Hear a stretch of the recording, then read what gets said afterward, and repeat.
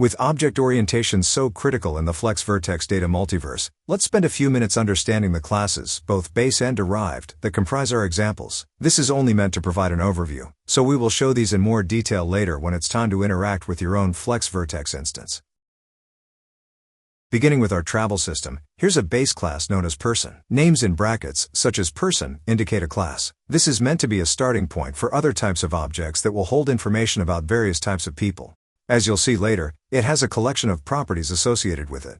It's defined as an abstract class, meaning that you can't create objects of this type directly.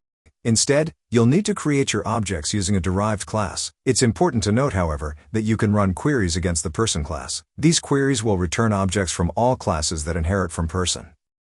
Here's a derived class named Traveler that inherits the structure of the person class, and then adds its own properties. And here's another derived class known as Employee. Since the travel application supports many types of lodging, we're creating an abstract base class to hold common properties. Hotel is derived from the lodging base class, as is a residence that you can rent from the owner. It, too, is a lodging but has its own additional set of specialized properties. This enterprise rents multiple types of vehicles. Since all vehicles have certain things in common, we've created a base abstract class named Vehicle.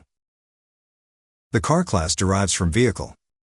A motorcycle is another type of vehicle that can be rented. Along with storing properties on data objects, FlexVertex also lets you define them for connections. In this case, we're creating a base abstract connection class known as Visited. We then derive a connection class for business trips, and one for leisure trips.